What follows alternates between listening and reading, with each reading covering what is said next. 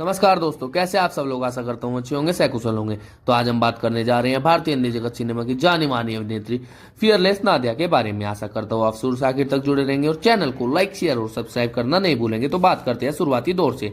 Fearless Nadia का जन्म 8 जनवरी 1908 को पर्थ, पश्चिमी ऑस्ट्रेलिया में मैरी एन इवांस के रूप में हुआ था। वह स्कॉटिश हर्बर्ट इवांस की बेटी थी, जो ब्रिटिश सेना में स्वयंसेवक थे। और मार्गरेट, वे भारत आने से पहले ऑस्ट्रेलिया में रहते थे। मैरी 1 साल की थी जब हर्बर्ट को रेजिमेंट को बॉम्बे भेज दिया गया था।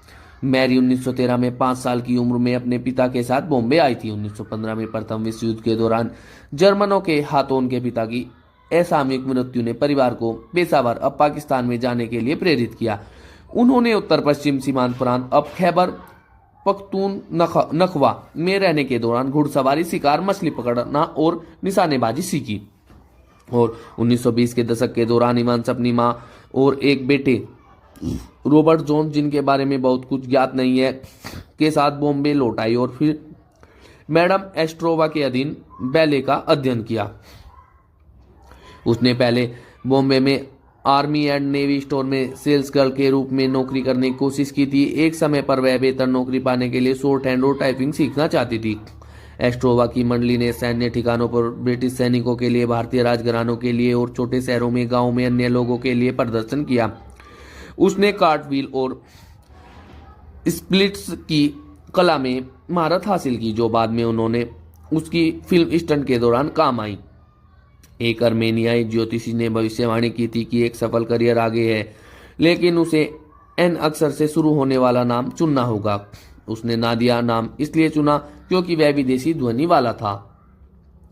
और उन्होंने एक थिएटर कलाकार के रूप में भारत का दौरा किया और 1930 के में जारको सर्कस के लिए काम करना शुरू किया। उन्हें हिंदी फिल्मों में जमशेद JBH वाडिया ने प्रेरित कराया था, जो 1930 के दशक के बॉम्बे में स्टंट और एक्शन के दिग्गज वाडिया मूवी टोन के संस्थापक थे। पहले तो JBH मैरी के फिल्मों में काम करने की जिद पर हैरान थे, लेकिन उन्होंने देश दीपक फिल्म में एक गुलाम लड़की, हाथ से पेंट किए गए रंग अनुक्रम में जो उसके सुनहरे बालों और चमकती नीली आंखों को उभरता है, के रूप में एक कैमियो देकर, और फिर नूर यमन में राजकुमारी फरीदा जाद के रूप में एक जुआ खेला।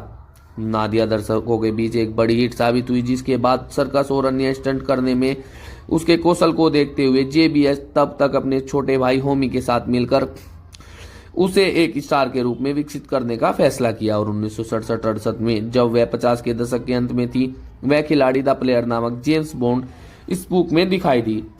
और नादिया ने 1961 में होमी वाडिया से शादी की और इस तरह नादिया वाडिया बन गई। और नाडिया की मृत्यु 9 जनवरी 1996 को उनके 88वें जन्मदिन के एक दिन बाद हुई, उम्र से संबंधित बीमारियों के कारण। 1993 में नादिया के पोते रियाद विंसी वाडिया ने उनके जीवन और फिल्मों पर एक डॉक्यूमेंट्री बनाई, जिसका नाम था फियरलेस द हंटर वाली स्टोरी। 1993 के बर्लिन अंतर्राष्ट्रीय फिल्म महोत्सव में डॉक्यूमेंट्री देखने के बाद एक जर्मन स्वतंत्र लेखक और फिल्म क्यूरेटर डोरोथी वेनर ने फिल्म फियरलेस नादिया बॉलीवुड की मूल स्टंट क्वीन की सच्ची जीवनी लिखी, जिसका बाद में 2005 में अंग्रेजी में अनुवाद किया गया। विशाल भारद्वाज की हिंदी फिल्म रंगून में कंगना रनौत द्वारा निभाई गई भूमिका नादिया से प्रेरित है। और उन्होंने उनकी 100वीं जयंती के उपलक्ष्य में 2015 में भारत सरकार ने उनकी तस्वीर वाला एक डाक टिकट भी जारी किया था। और 8 जनवरी 2018 को गूगल ने फियरलेस नादिया के 110वें जन्मदिन पर श्रद्धांजलि देते हुए एक डूडल प्रदर्शित किया। इस डूडल के लिए नियुक्त कलाकार भारतीय कॉमिक चित्रकार देवकी नियोगी थी। और उसी वर्ष मेलबर्न विश्वविद्यालय और ऑस्ट्रेलिया इंडिया इंस्टीट्यूट ने फियरलेस नादिया ओरिजिनल पेपर्स नामक मूल निबंधों का एक संग्रह प्रकाशित किया।